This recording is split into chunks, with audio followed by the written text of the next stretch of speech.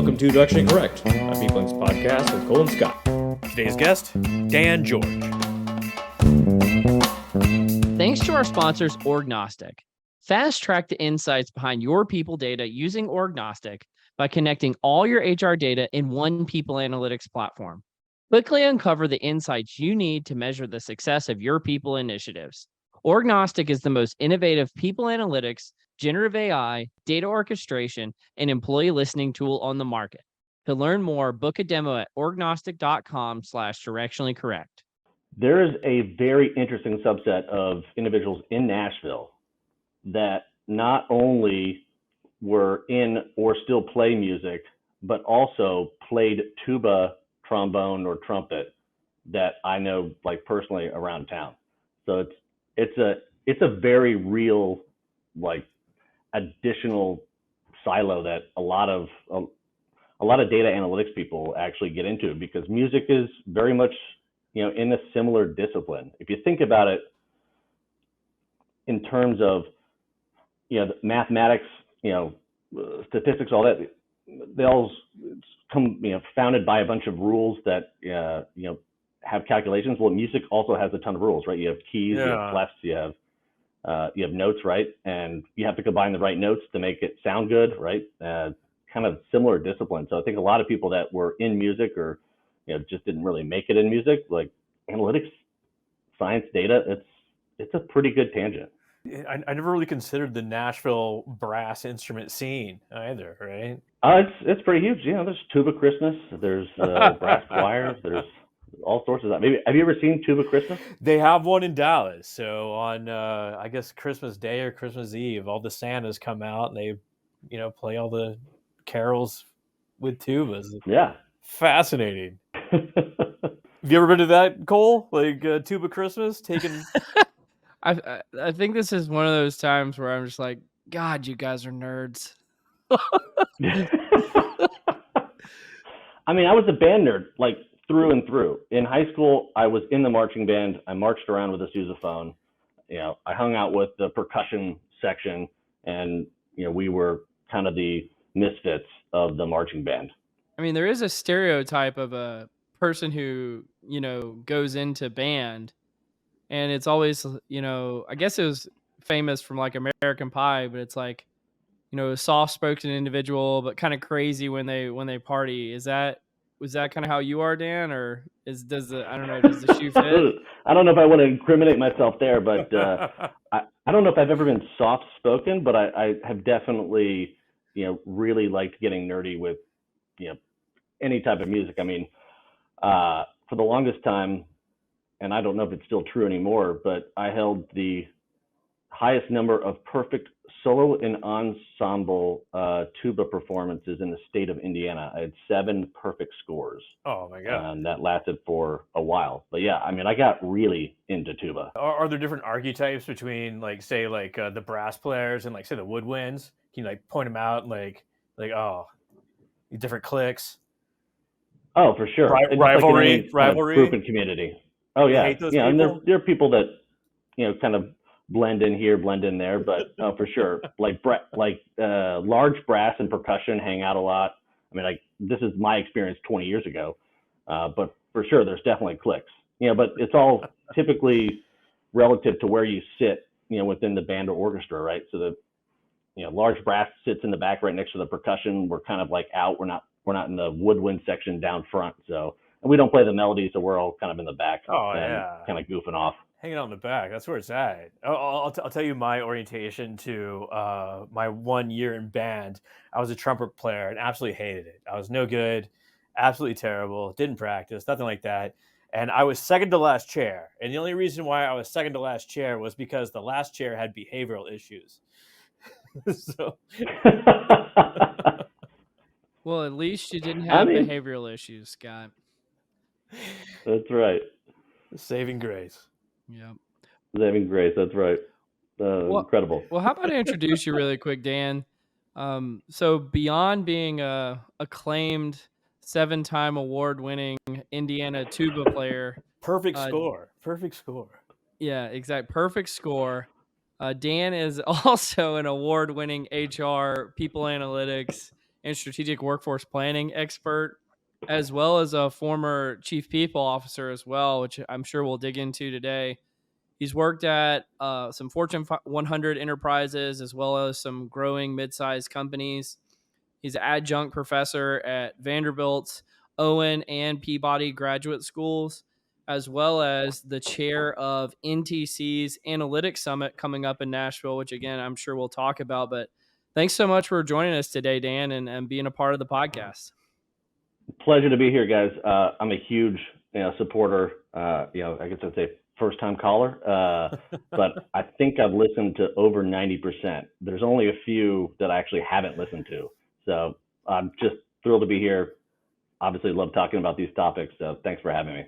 Any of the episodes you've been putting off for some reason that you didn't want to listen to? No, actually, there's probably a few old ones. I've definitely, I think every one since February I've definitely listened to. I think there's just a few older ones that you got to scroll through the iPod app to get down to the bottom of them. But other than that, I listen to it every week for sure. Well, and let's be honest, the early ones are painful to listen to. The audio quality is terrible. Scott and I hadn't really found our stride yet, so you're not missing out. Neither are our current listeners.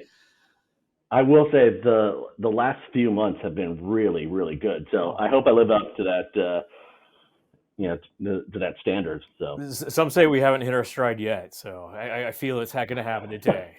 This other podcast I listen to is literally called The Best One Yet. And they literally reference they do a daily podcast and they literally say, this is the best one yet every single time. So here we go. Maybe it's a T-boy. Well, on a related note to being the best one yet, you're a triplet. Are you the best one yet out of the three? Like, how does that work? I mean, obviously depends on what your criteria is. I definitely am the most probably professionally nerdy one. I have two brothers, right? Same age, triplet. I have a taller one and a shorter one. We're very fraternal.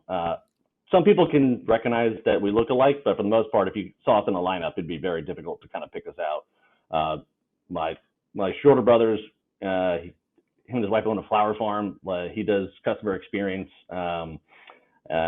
He's got a bunch of tattoos. My older brother's kind of like what you would call the Abercrombie jock. He's 6'2" or 3. I'm like 5'10", 11. So he's much taller, much stronger. Was always into sports. He definitely did a lot better there. So we're very different. Where were you in birth order? Like, obviously you're all born at the same rough time. Yeah. But I mean, if I were born first, I'd hold it over everybody. Oh no! So I was born first. So I yeah. do that. Yeah, absolutely. These leadership qualities. That's a claim to fame. Yeah, absolutely. I'd like to think that's where I started. Kind of the leadership aspects, right? Who was it? A while back, somebody brought up the birth order stuff on the podcast. I don't know very much about it, but do you guys subscribe to that? What do you know about it, and does it make a difference, you think? I think it does a little bit for sure. We fit pretty well into the typical psychologies behind it. I was definitely more kind of your type A for the longest time, but both my brothers were actually good students too. Just my brother Nick, the taller one, was really good at sports, and other brother Ben was kind of more creative and artsy. So yeah, but we've all done well professionally and are still like really close friends. So it's been fantastic to see that. But I've looked into psychology a couple of times. Actually, I've got to follow up. There's a twin study out of Louisville that actually includes us as triplets, and I've got to go interview that, I think, sometime this fall as a 20-year follow-up. So a triplet, a part of a twin study. That's confusing. Yeah, it's multiple birth thing, yeah. I think there's some like really visceral stuff there. Not necessarily like of triplets or anything like that, but when the youngest child and there's a newborn come along and they become the middle child, I think there's some visceral instincts that know that they are going to be overlooked. Like you see this in some sort of videos, and they tell a kid that they're going to have a little brother, and they like kind of flip out. There's something innate to the human condition where they know that their station in life is not going to be the same. Oh, absolutely. We haven't covered this on the pod, but I'm actually a middle child. I suffer from. Are you really? Yeah, I have an insufferable case of middle childitis. So I would have never guessed that. Well, I would have pegged you for firstborn for sure. I don't know. It means you got to fight for everything, right? Yeah, you haven't seen me off the podcast yet, Dan. We'll change that later this year. That's right. October, we'll change that. Okay. I'm excited to see that. Well, why don't we go ahead and plug that really quick? That's one thing I'm pretty excited about, and I was happy to have you on the podcast. Was this analytics summit coming up in Nashville? I'm going to be speaking. I know you're an organizer of it, and we're hosting a Nashville People Analytics and HR Technology meetup. So that's pretty exciting, and we'll get to meet each other in person and all that good stuff. Yeah, and it's downtown Nashville. Which have you been to Nashville before? Not in a long time. I haven't been. I went a few times in college and graduate school, but I haven't been back since. It's a great town. Yeah, it's a booming, thriving city now. It's crazy how far it's come along. So I did Vanderbilt undergrad there, 20 years ago or so. And so now that we're back and living here since, 10, 11, 12 years, it has just continued to grow. So you'll be excited. It's shocking for most people to see the downtown because they just don't typically associate Nashville with this kind of thriving downtown city area. And it really is truly, but that's one of the things why the Analytics Summit works so well. We've got a ton of industry there that people kind of forget about. There's a lot of healthcare. And if you're in healthcare, you probably know that Nashville's, kind of one of the epicenters. But outside of that, we've got music, obviously we've got automotive, and then just a bunch of other suppliers. It's a fantastic place to live. And so the Analytics Summit's great because we've got 4 or 5 universities that are close. So we've got lots of doctors like you guys.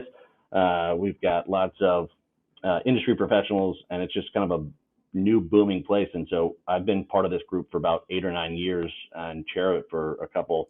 And so we'll probably get 700, 800 people to come and talk about analytics. And it's not a, for-profit community meetup, right? It's the Nashville Technology Council is just for people doing IT, data, and analytics.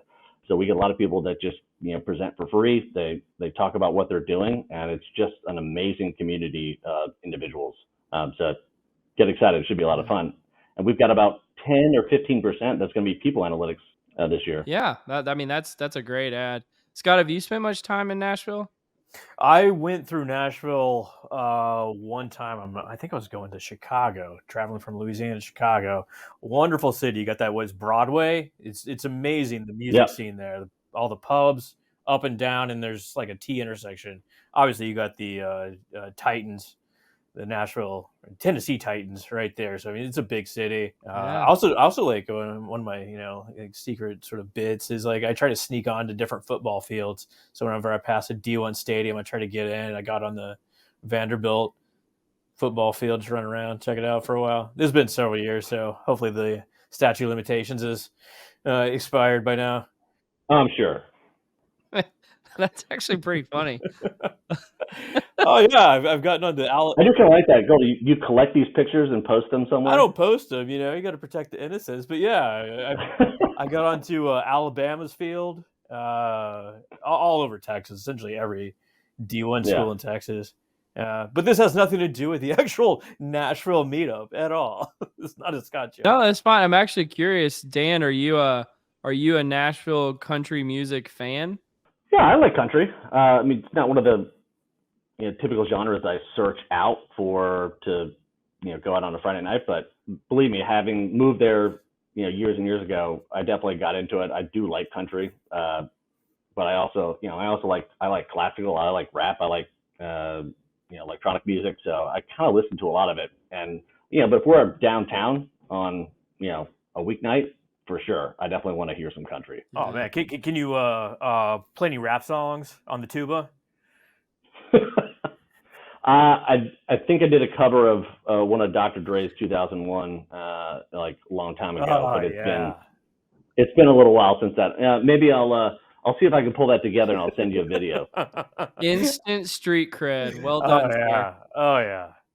Well, that's pretty cool. Well, maybe at some point we'll actually talk about people analytics or something. Yeah, that'd be great. But well, Dan, actually, I'm curious. It was something I thought about leading up to this, but we hadn't actually chatted about. Is you're kind of one of those engineer / MBAs that got into this space. So we talked to a lot of IO psychologists, and And the people that aren't neuropsychologists usually have some kind of like social science or maybe data science background. But your background's pretty unique in this space. Why did you get into people analytics in the first place, and then why move up the whole HR chain and become a chief people officer? And then we can kind of get to your firm here in a little bit too. Yeah, that's fine.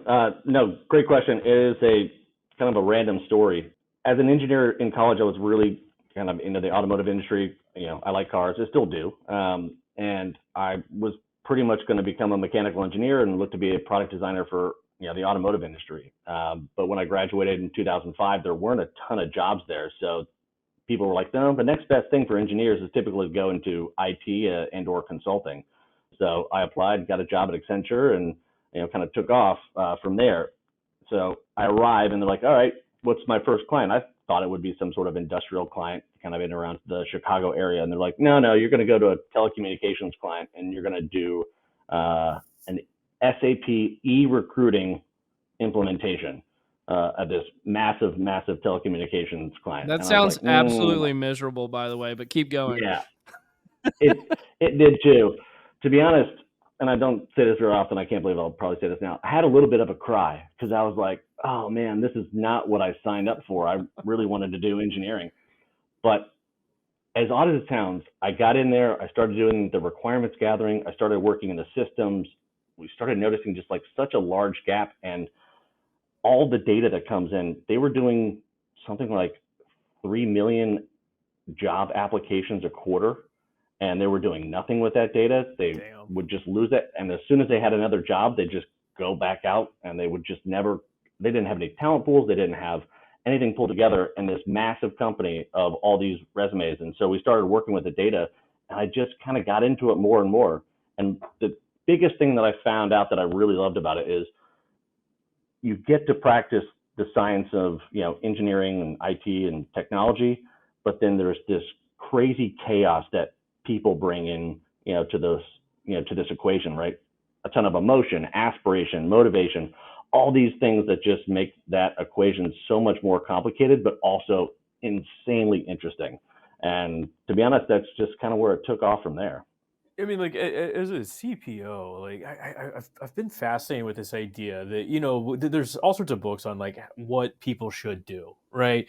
You got to be prepared and like all this sort of stuff. But what are the biggest downfalls that you've seen from other folks that just like didn't make it, or where did they go wrong?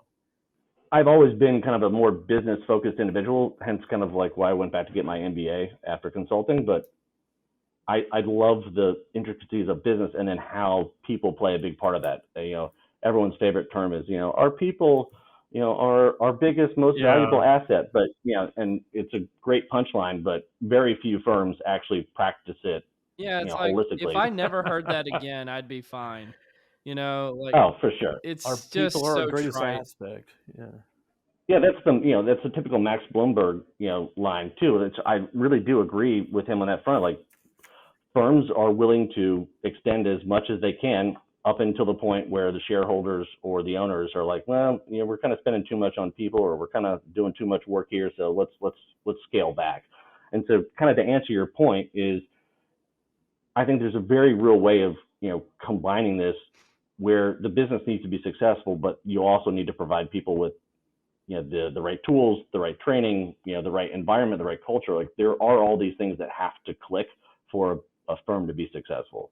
And having the background in analytics and being able to kind of talk about that, also having the skill set of like a human resources business partner, HRBP, combining all that together with the business, you've got to be able to work all those angles at any point within the day to prioritize what needs to get done. And sometimes that's working with a group that has an issue with their manager. Sometimes that means looking at the dashboards to make sure that some of the metrics are looking good for the board meeting. And then other times you're like, okay, the business is doing well here, it's not doing well here. I see their numbers, I see our numbers. How do we kind of mix all that together? And so, I found it to be completely rewarding.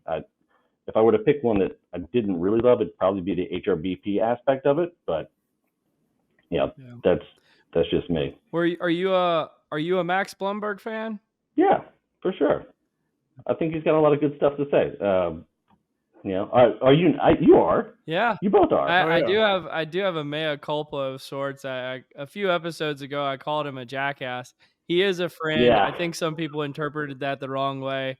Max, if you're out there listening, you know I love you, and I don't think you're a jackass. I think you're great. So thanks. I didn't take it that way. I thought it was a term of endearment. I mean, I love if you called me a jackass. So Yeah, but he's a friend. He's a good guy. yeah. Well, I want to take it back though here because I love the perspective of being a chief people officer. Sometimes used to be called a CHRO, but they took out a letter, which I think is great. Not too many letters, is Yeah. But you came from a people analytics background into that position, and I think a few times we've talked about on here, and a few articles I've written, and many other people have talked about this as well. Is like perhaps the future of the people analytics leader would be to move into that chief people officer role. But we haven't seen a lot of that happening. You're one of the few out there that I've noticed, at least, that has made that kind of transition. Can you tell us about that? Did people analytics equip you to do the job effectively? What did it not equip you to do effectively? And maybe even like the things like the NBA and the engineering background as well. Like talk to us about that. For me in this day and age, especially kind of starting out in the kind of the HR technology and systems background, there's no substitute for understanding technology, especially these days. Mm-hmm. And HR was one of the ones that was by far the farthest behind everything else, right? FP&A has been around a while, and even some of the marketing analytics has been around, since after Don Draper died, right? So HR is by far one of the ones that is just kind of still coming up. And I say that because I've been in this space for almost 20 years. And we've been saying that exact same thing, like HR analytics or people analytics. It's, we're right there on the cusp. And I think we still are out there on the cusp because, I probably like you guys do, I still have to explain some of what I do to my friends. And they're like, really? I didn't know that. Somewhat defeating, but I usually get past it pretty quickly. But that helps, that background in technology and analytics and business helps you to be able to speak clearly, articulately with your other C-suite peers. So one of the things we talked about, before was when you're competing for budget, when you're competing for, the thriving business that you want to grow, right? You've got to be able to speak about operations. You've got to be able to speak about IT and finance and strategy.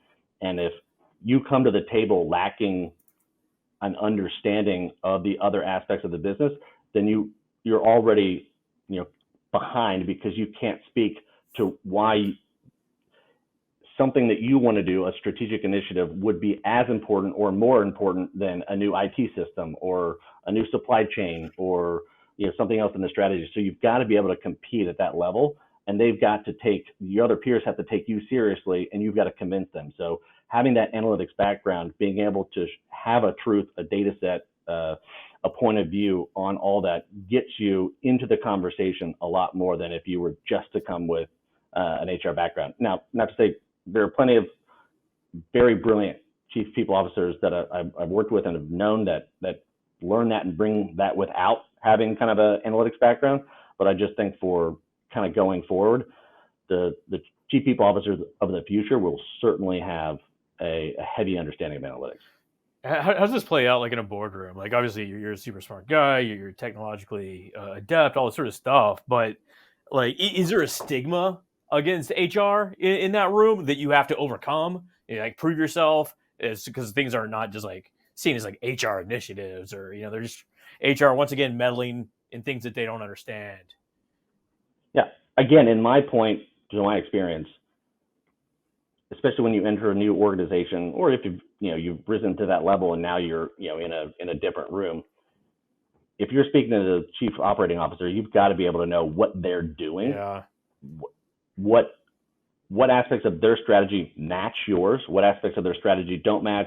And then be able to have what I call pros and cons of why, at least an opinion of why what they're doing will potentially have the business do better or not. Mm-hmm. Same thing with finance. You've got to understand what they're doing, where they're allocating budget, what their initiatives are in order to, again, fight for that budget to help fund some of the initiatives you're working on. I mean, it's well known. My first kind of large people analytics role, growing the team itself, was at Bridgestone Americas, which 70,000 people across North and South America, and I started with an Excel spreadsheet and under the talent acquisition VP to start its people analytics group in 2015, and so I had to grow it by myself, beg, borrow, and steal budget, work with IT, work with the different partners, and explain and educate how and why we need to focus on getting these numbers, working them into the strategy, working them into the operations so that the business can do better. And so coming to the table at those points is just huge. I'd love to hear both of you like kind of compare notes. Like I'm someone that doesn't deal with the budget, this sort of stuff. But I know, Cole, you've dealt with this in the past. Like, what would you say to like a first line or second line manager that needs budget? Obviously not all of our audience is CPOs, this sort of stuff, but a lot of them are like lower middle management. How do they fight for budget? It's like a totally different realm. From my experience, very unsuccessfully. No, I think what it comes down to is like and I'd love to get your perspective on this too, Dan. There's like a business need aspect to getting budget, and then there's like a political aspect to getting budget, and then there's kind of the business as usual aspect. Like usually it's pretty easy if you had budget last year to get the same budget for next year, Sure. right? Yeah. And so there's an aspect of inertia to it as well. But if you're looking for additional budget, or if times are like they are right now, where budget is being cut, that is where the ability to build a business case and the ability to be very politically savvy is of paramount.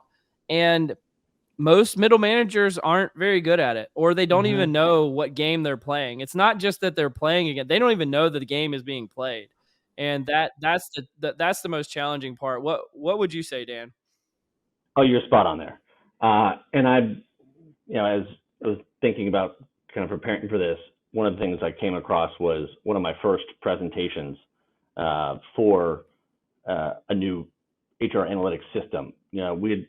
I'd built enough in Excel, and then I transferred it to Tableau, and we were beginning to scale it, but it just got too cumbersome to manage. So I went to the HR kind of budget committee, was talking about this, and I came in with I think it was like a 1,700% ROI, and they just looked at me like, you can't come in here with that. Like that's the most ridiculous ROI. That's not really an ROI.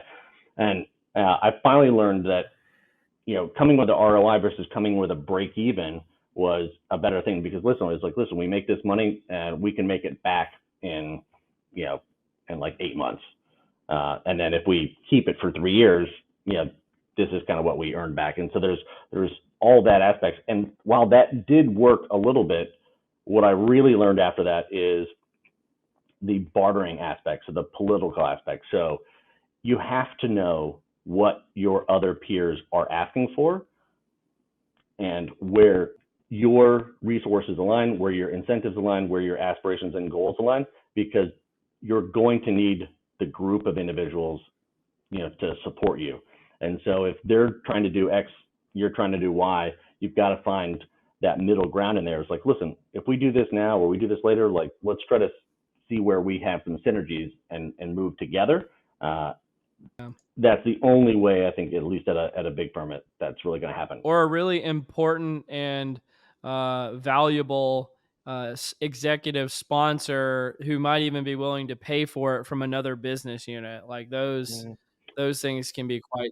That's another good one. I practice very much within Bridgestone, at least when I was doing this, there was like 7 different silos, and I went to one silo and I paid all the attention to him, but he was one of the guys that was really, trying to run some new progressive business lines and make an impact. And so I partnered with him, and as soon as he told everyone else that he had all these numbers, everyone else jumped on board. But, he was definitely more of an influencer. Absolutely. Well, I want to change gears here real quick, Dan. I think you have some secret discussion topics for us today. Did I hear that correctly? Yeah, I prepared a couple depending on how much time we have. Well, you want to hit us with one? You can't use the word secret and not get me excited. Yeah. All right. So the first one, and this came up a little while ago. I'm a big Formula One fan, so I'm not. I do love football, and I do love kind of the other sports, but I really love football, and that's kind of based on we talked about this before, engineering background and just how amazing those cars are. So I was watching the Grand Prix this last weekend, and Max Verstappen is one of these guys that has this incredible win streak with Red Bull, and then the very next day or 2 days later, Moneyball came on, and I was talking about Billy Beane and the Athletics and their 20 win streak, and I was thinking a lot about that. I was like, man, at some point Hollywood's going to pick up on what a cool story people analytics is, and how amazing Directionally Correct contributed to that line. So my thought was, Billy Beane got Brad Pitt, and my question to you guys is, I have sourced using your pictures what the internet says is the closest actor to. This is great. Oh, Jesus. And I want to know, if you had a Hollywood actor play your part, who would you want it to be? You got to go first, Scott. Sorry. Well, I mean, it's who would you want it to be, or who would it be? Well, no, you guys say who you want, and then I'll tell you what the internet said. Oh man, I'm not great with actor names. Of course, you want like Zac Efron. I'll go Zac Efron. Yeah. Well, yeah, they got to be more attractive. Yeah. Well, thanks for that.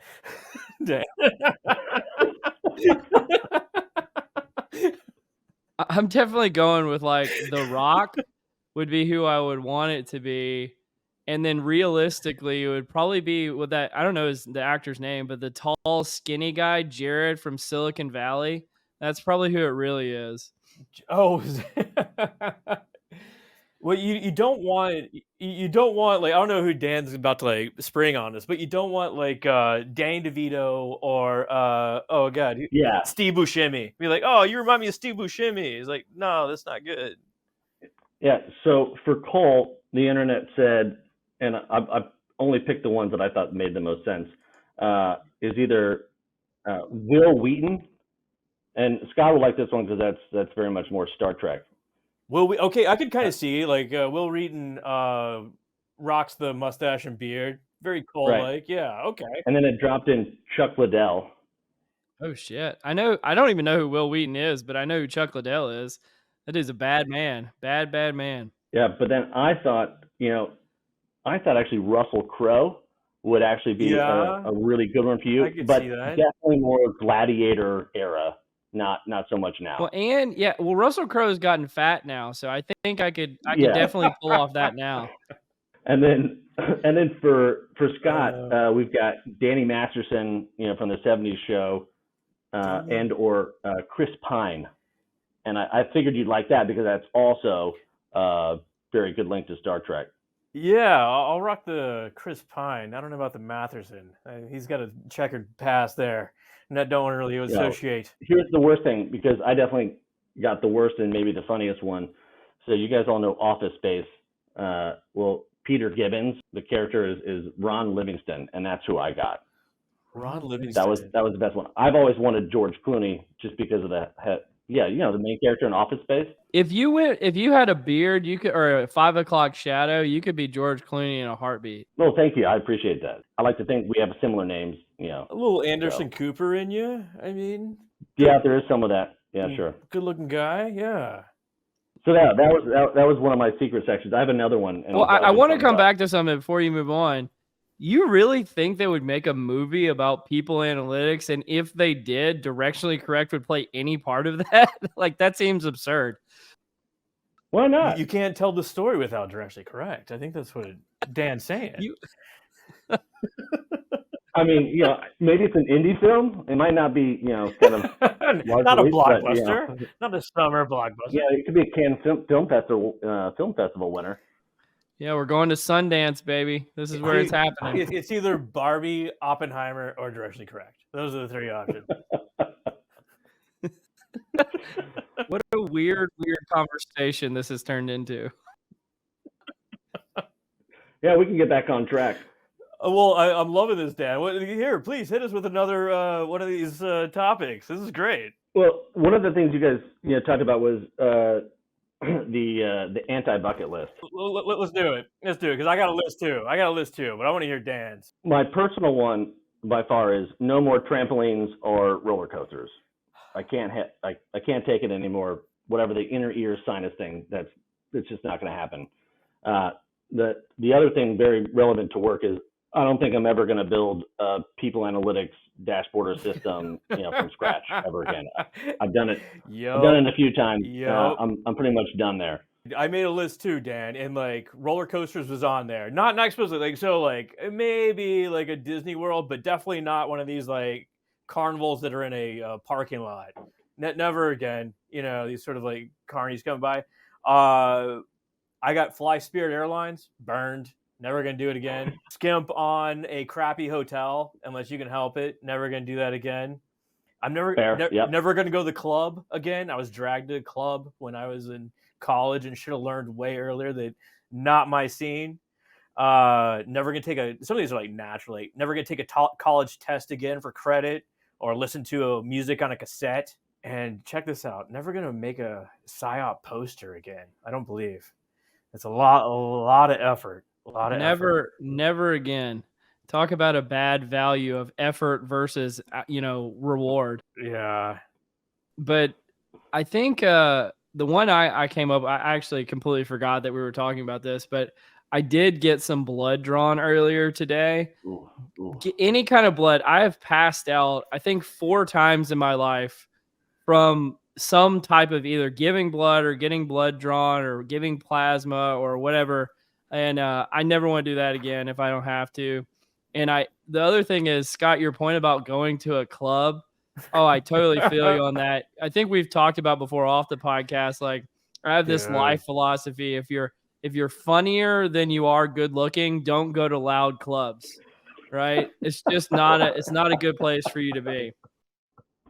That's actually not a bad rule. That's not a bad rule. They're dark. There's nowhere to sit. They're loud. I mean, like, distinctly remember, like, standing by, like, the fucking door. And, like, people were like, aren't you having fun? Like, no.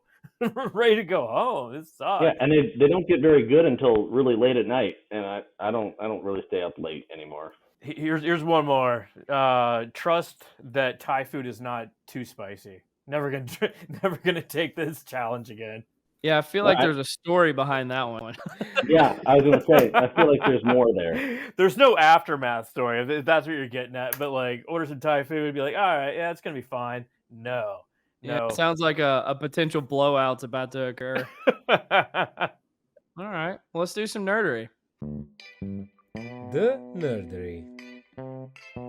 Let's do some nerdery. Where do you want to begin, bud? I can go first. Let me share my screen real quick as I tee this up. The first topic we have today, I actually don't have a lot to say about it. I was just happy. But Patrick Coolin, who I think recently left, but he's been at ABN AMRO for quite a while, a really prominent thought leader in people analytics, recently got, I believe, his first journal article published in Human Resource Management Review with a few other authors. It was called Understanding the Adoption and Institutionalization of Workforce Analytics, a Systematic Literature Review and Research Agenda. And what he goes through here, I won't say this is incredibly scientific because it's, again, primarily a review of the literature.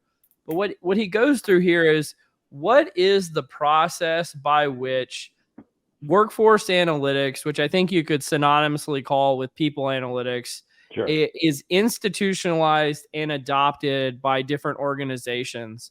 And I think this is probably a pretty good kind of history lesson of sorts, as well as they give some results based on what they find about ways in which you can increase the adoption and what things might be holding it back.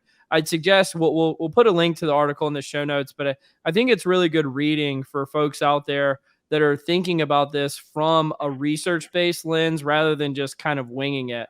But how did you all react to this article? I'm interested in Dan's perspective. Yeah. For me, and I've seen so many different types of, organizations, large, small, different industries. The number of pain points that you can relieve from organization is ultimately where you drive kind of the most value. So as long as people analytics has the ability to help with that, and you can consistently deliver, and you guys have talked about this a ton on your show, there's no substitute for being able to drive value by relieving pain points or looking at increasing revenue or decreasing costs. As long as you kind of do that, the institutionalization of people analytics will ultimately work, as long as people are open to including this type of analysis in their day-to-day workings and projects. Other than that, like I said, some organizations just aren't there yet. They tend to focus on other things. But if people play a large part of it, you're just going to have to do it if you're going to survive going forward. I think that's right, and it's been my experience that like some companies are just ahead, some are behind. Everyone's sort of in the middle, but I mean, like there, to Dan, your point, like there seems to be like some sort of like obstruction to some companies getting ahead. But like, what is that? Why would that be the case? Is it industry? Is it desire? I don't know. Why would you not engage in sort of a people analytics process? It's a rhetorical question, clearly. Yeah, I think I don't know if I have necessarily a response to the rhetorical question, but I think it's a good observation for sure. I mean, the way I'm thinking about this type of thing is we people analytics as a field are in a process of maturation. And so there was a period of time for a while where you could just kind of throw spaghetti against the wall and see what sticks, what's going to work. How can we copy marketing? How can we copy, these other functions? But as we mature, we need to get to a point where we actually have a scientific grounding for the way we operate, why we do what we do, what is important, what's making an impact. And I think what's happening is some of the folks that have been in this field a while are starting to push us that direction. And I think it's good for the maturation of our field that we are going that direction. I think it helps quite a bit. 100%. I tend to always try to start with kind of what I would consider the most valuable. And for me, structuring talent acquisition, making sure the talent acquisition operations are smooth, that's a huge first win. And then the second biggest one is performance. So performance management. I know, Cole, you've written some great stuff on this. Certainly with you, I'm more of a quarterly kind of update person. Doesn't have to be something crazy formal, but you do have to be able to talk about it. And I think the third part of that is, comes in with the learning side of it, is just teaching managers. Those are usually the first three things I look at in any kind of client organization that I go to. I want to understand how well those are all working. You need to get talent in the door. You need to be able to measure performance. And then you need to be able to have a high degree of confidence that your managers have the abilities and the training, to be able to manage people. Are those typically the areas of deficiency? I mean, like those sound like foundational aspects you're referring to. Like, if you can get those three things right, then you can like really build a mature people analytics function. But are those also the areas that companies struggle with largely? Oh, absolutely. I mean, TA, talent acquisition, workforce planning, headcount is, those are some of the biggest ones to begin with. I mean, the firms that actually have it right, I've seen a lot of them start moving to some of these the skill-based organization, which I love. And I know it's going to take us a little while longer to get that correct, because it is such kind of a complex, validation, because to understand, does someone have a skill? Can you validate it, in more than one way? Totally. And then, the other thing I always talk about is, even if they have a skill set, do they actually want to use that skill set? Because I mean, I used to be really good at right. really good at Excel, but I don't really want to do any work with Excel anymore. Well, I actually got a point about this skill-based stuff. I was leading a session earlier this week talking about learning and development, which has a strong relationship to skill building. And this question came up about what is actually like effective training. What is it usually like? What are the telltale signs of effective training versus trainings that are often ineffective?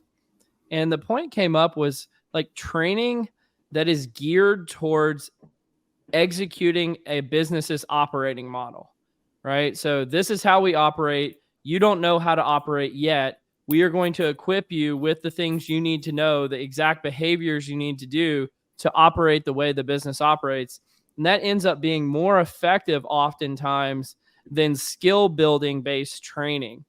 And so I wonder if this big push towards skill based organizations would be better served or maybe augmented by focusing more on finding the moving pieces in an organization that help it execute its operating model better. And I'm curious if you have thoughts about that, Dan. Joke on here a lot about, kind of wanting to have, certain debates, but I'm 100% with you. I'm a huge process guy. Obviously, with my engineering background, I want things to run like as efficient as trains, right? And so knowing that any kind of given training, I think, is probably 80% that with 20% experience, because you do want people to walk away being like, oh, that was fun. Like, I do that again. I feel like I learned something. I feel like I had a good time. I got some lunch, and then they're recommending it kind of to other people.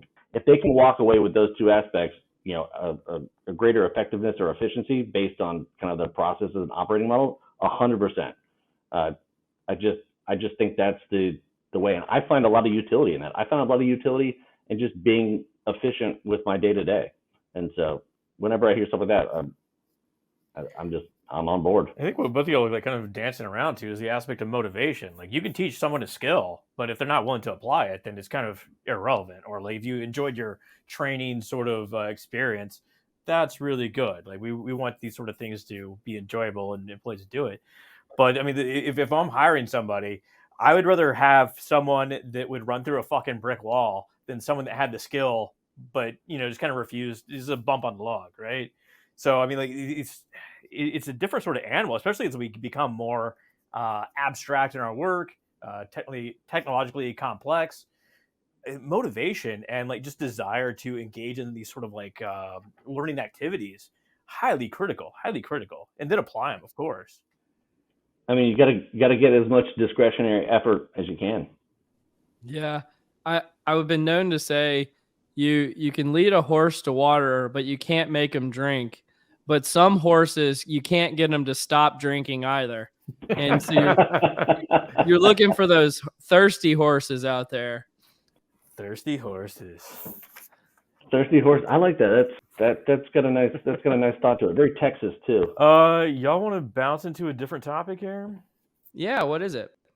Okay, so this article is called "Feeling Negative or Positive About Fresh Blood." So we've all been we've all joined new teams, outside hires, this sort of stuff, and obviously it can be awkward. And there's a substantial amount of research on socializing newcomers, this sort of stuff. And actually, Colin, I don't think we've ever really talked about that. We can pot that up for another pod. But what about those that are already existing teammates? What do they have to say? So the authors argue that when a newcomer joins a team full of veterans, this triggers a multiplex affective reactions, which affects team functioning. The authors propose that stronger negative reactions occur when a newcomer differs in their relational characteristics, such as likability, more than their task characteristics. So their educational background, this sort of stuff. And they back it up with lab and field studies. But really kind of interesting research. We don't really talk about the existing teammates. And when a newcomer comes to the team, we typically talk about how to ingratiate a newcomer to the team. Really kind of interesting research. Yeah, there's definitely two sides to this, and I think the research is looking more at one half of the equation. However, one thing, and I don't know if the article really gets into this, but here's a quote that will drive any veteran crazy. Well, at my last company, we used to do it this way. Mm-hmm. Why don't we do it this way at this company? Right. I think that's a really great way of getting the veterans to have negative affective reactions to the newcomers on the team. Right. And in that same line of thinking, like, why did you, or they walk in and like, well, why did you do it this way? Or why did you choose this or something? It's just like, what's the old term, like, calling someone's baby ugly? Like, you got to be careful. those new ties to teams are exceptionally valuable. Like, obviously, why would you hire externally? Because you don't have that sort of information within your own system, right? That's why you bring in these folks for their experience and kind of fresh sort of perspectives, this sort of stuff. But yeah, I mean, you can ruffle a lot of feathers when you're like, well, we did it this way, and so we should start switching up all the systems, despite the fact that these people have immense organizational history knowledge and where all the bodies are buried and why it didn't work here and all this sort of stuff. Yeah. I always think of that quote from that movie Dodgeball. Here at Globo, Jim, we're better than you, and we know it. And that's how it kind of feels sometimes when the new person comes in. We're like, I was at a better company than you, so obviously we know how to do things better. And I, as a person who's been a new person quite a few times in my career, it is a fine line that you have to walk being a newcomer in an organization, of Yeah. balancing between learning and contributing, right? And Right. I think that's really kind of what the article is getting at, is like, how can you maximize the amount of contributions of new blood in an organization while minimizing or while also maximizing the learning that goes on at the same time? And that can be a tough balance for sure. I feel like I've read somewhere where if you enter into a new team, whether it's at work or anywhere really, you want to ask more questions than answer questions, and I think that's a kind of a good way of kind of just a simple good way of approaching it. And so instead of saying oh, why did you do it this, you could ask maybe a little nicer on that way, but instead of asking kind of pointed questions, just be a curious individual instead of offering up your opinion too soon. I think that's I think Rob Cross talks about this, like onboarding, meet as many people as you can, ask a lot of questions, try to understand the business, understand your role and who you're going to be talking to. Absolutely. There's also an element of like the veterans. There's a it's incumbent upon them to welcome a newcomer too. Like, I've been Oh, for sure. essentially hazed by people in a new team. It's like, what the fuck are y'all doing? Like, why are y'all like so rude? Why would you hire me if you're gonna be like this? I mean, I've seen this multiple times. Like we worked, several companies and clients really hard about onboarding. Finding an early mentor, finding kind of those extroverted individuals that are really happy to meet new people and that have a good network and can kind of come on. Like, I'll just relate it back to kind of playing golf. Like, if you have a regular foursome, someone can't make it, you want to add someone in, right? The person that brings in that fourth new person is like, oh, hey, I've known this person a bunch before. Like, they're great. We're gonna have a fantastic time today. Here's their background. Like, kind of join on in, right? That's the type of introduction you want. You don't want to just, what's the scariest thing? It's like if you're a threesome and you get tagged with a Rando fourth golfer and like that you just never played with before. Oh my gosh, there's just a ton of anxiety there. But no one's introduced us, so it's tough to really know what you're getting. Matthew Jackson talks about this quite a bit in network analysis parlance. Is like the odds that a couple will get together that didn't know each other through a mutual friend, very low. Just because like you need someone to vouch for you, essentially. Yeah, we talked about this in an article Shubha Gopal and I wrote a while back about the relationship between O&A, especially in onboarding, in inclusion, but belongingness, right? And why this has become a hot topic recently is because, to use your example of the foursome on the golf course, there, like, I see like three different scenarios of the same thing happening. There's a scenario that you described, Dan, where the person kind of vouches for them, brings them in, and they probably feel that belongingness right away. There's another one where the person invites them and but no, doesn't vouch for them, right? And so they still know one person, but the other two people didn't necessarily sign up for this, right? And then there's the Right. scenario where a person gets placed in the foursome that knows no one, right? And all of those have different impacts on somebody's ability to feel like they belong in the group. Somebody's got to extend the olive branch, right? Somebody's got to be the one that says, hey, we're cool with you here because we're human beings. We're just glorified apes.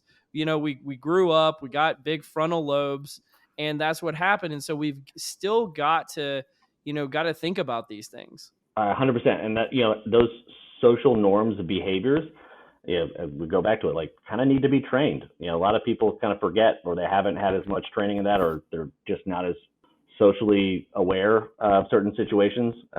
There's no substitute for, again, kind of having a playbook on this kind of stuff. And I mean, I wrote an article not too long ago about onboarding, and one of the biggest things was finding that mentor, getting to know people, and ensuring that, there is a level of, introduction and, I'll call it, lack of a better word, assimilation into the group. But that, that needs to start with, kind of a networking individual to get you there. And I love O&A for this. I really wish more companies would use that more on this aspect.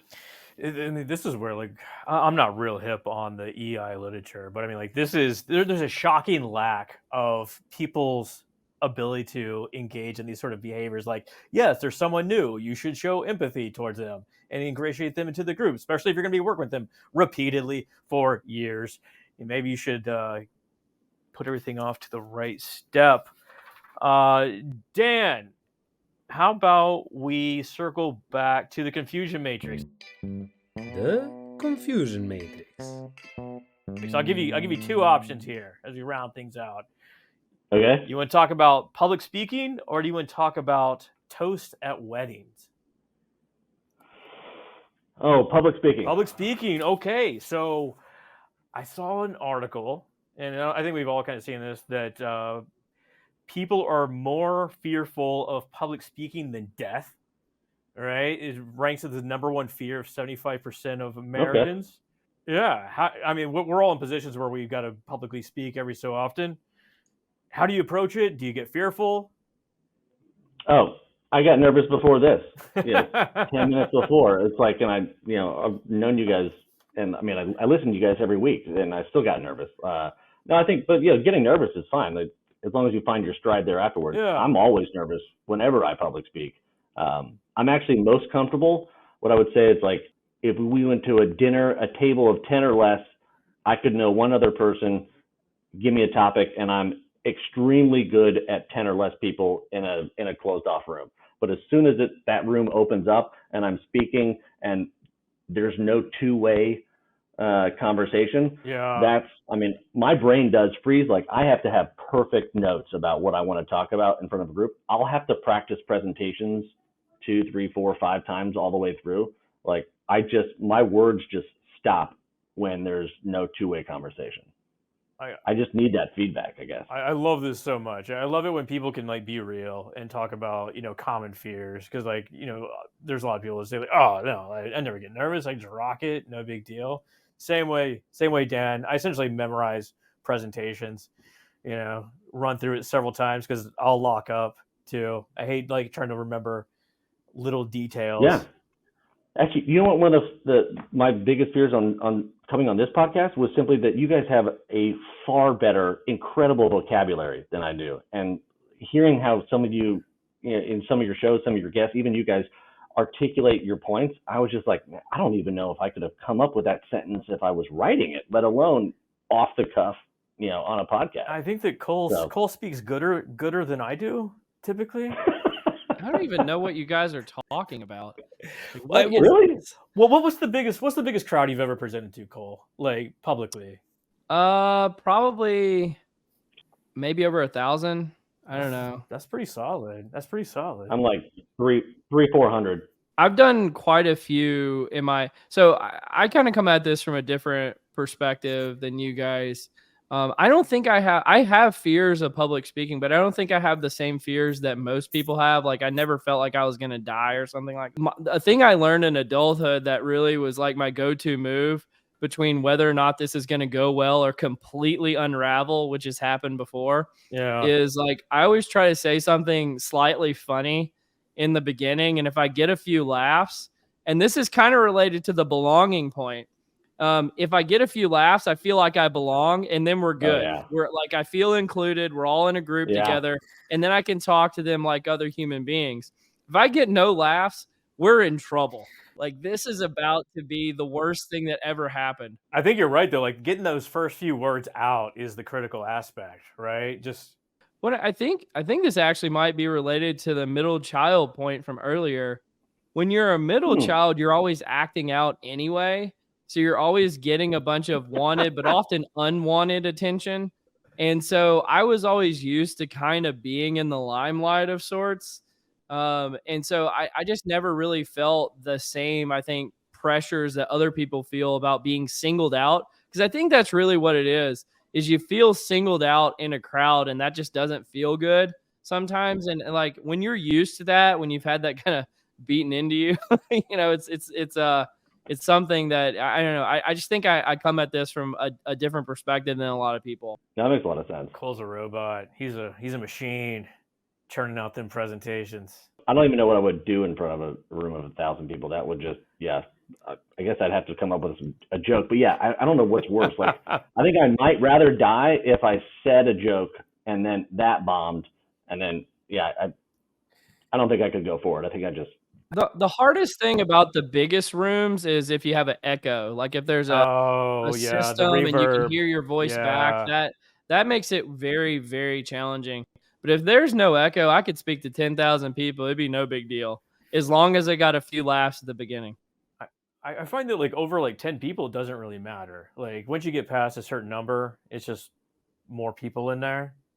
You could add, 10, 20, doesn't really matter. But I will say that after I get done with the presentation and it goes very well, or, public speaking engagement, I feel like Superman. I feel like you're on top of the world. It feels so good.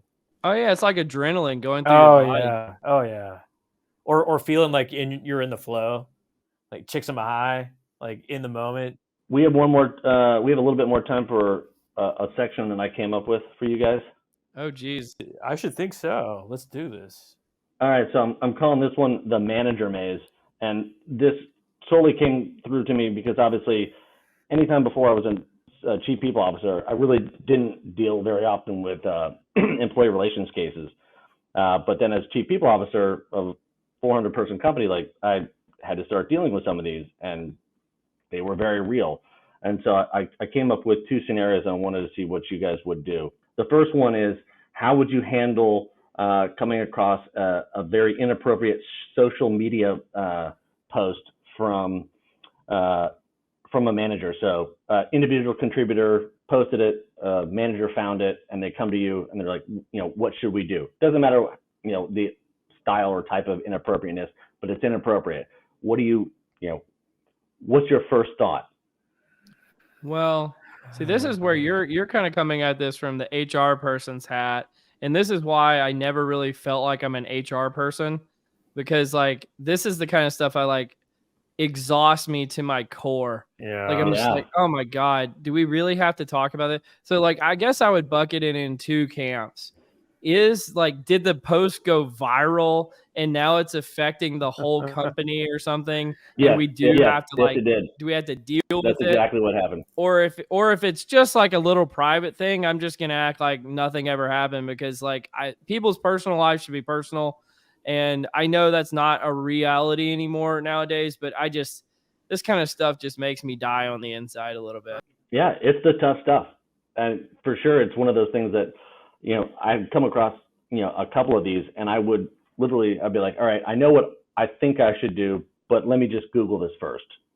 And this was maybe before Chat GPT couldn't ask it. I mean, you may or may not know this, Dan, but like just to kind of, we talked about this on some earlier episodes maybe, but like, I'm not even on, other than LinkedIn, I'm not even on social media anymore. And it's kind of for this reason. It's like, I just can't deal with all the people's bullshit, like, oh yeah, all no, the time. I'm not on Twitter.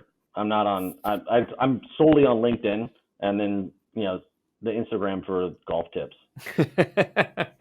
Nice. Well, and it's kind of like, one person's, terrorist is another person's freedom fighter. Sure. It's like a lot of times, like one person's controversial social media post is another person's like freedom of speech, and like, I try to stay out of a lot of this crap. It's just not fun.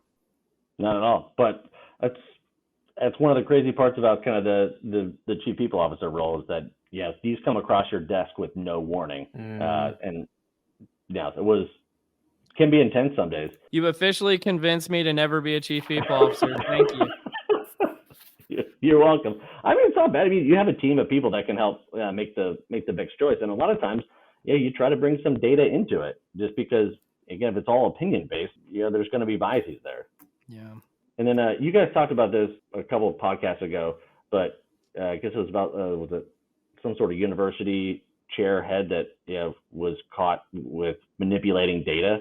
And I wanted to know, what would be your next approach if you found, no one else knows, but you found some manipulated data? Do you become the OMS bud, or do you, I guess the question is, like, you found some manipulated data on a report that, could change decisions. What do you do next? I don't know. I mean, maybe there's a middle ground to be found, but I'm not a middle ground guy on this kind of issue. Me either.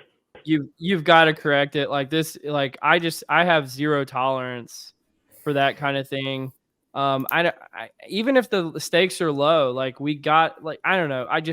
I feel I just have really complex and negative reactions towards that kind of thing immediately. Sure. And I don't know if you've been following, but there's actually been a lot of stuff that's happened with the lady at Harvard that we discussed. So she sued the people that brought up the findings against her for like $20 or $25 million or something like that. And Harvard is in the process, for the first time in Harvard's history, of trying to remove her tenure. I mean, there's a whole saga of stuff going on. And if you really like the gossipy type of stuff, this is really a really great follow. Well, I mean, like we've covered this kind of ad nauseum. The incentive structure of a professor, the publisher parish sort of model, would lead them to fabricate data. The incentives really aren't aligned properly. No, they are not. In a people analytics function, I don't understand why someone would intentionally fabricate data to make a point.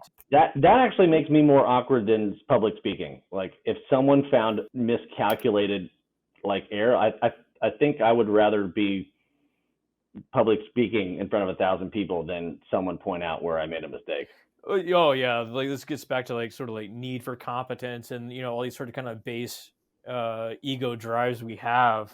I mean, like a straight error, they happen. You change the decimal point, you used the wrong sort of whatever, you forgot to whatever, but just like straight up fabricating data for to like run an analysis, be like, haha, we got significance between these two groups. Like, okay, like why? Why'd you do that? Exactly right. Like, you could cost you your job. Why would you do that? I don't know. I don't understand. Yeah, it's crazy to me. Well, I think we officially exhausted this topic and episode today. But Dan, you've been awesome. You definitely exceeded my expectations of my hope of having you on here. So thanks for being a good sport. Scott, any final words for Dan? Yeah, Dan, no one's called you a jackass, and we will continue that streak. We will not call you a jackass. Super pleasure to have you on, man. Thanks for coming. Really appreciate it. Absolutely, guys. Awesome pleasure to be here. Again, keep it up, because I need something to listen to while I wash dishes at night. So appreciate everything you guys do. Love listening to it, and thanks for having me. Well, we appreciate the ability to contribute to doing household chores. And you've been listening to Directionally Correct, People Analytics podcast with Colin Scott and Dan George. Thanks for joining us, Dan. Thank you. As always, all opinions are our own and do not reflect those of any other organization. You've been listening to Directionally Correct, People Analytics podcast with Colin Scott.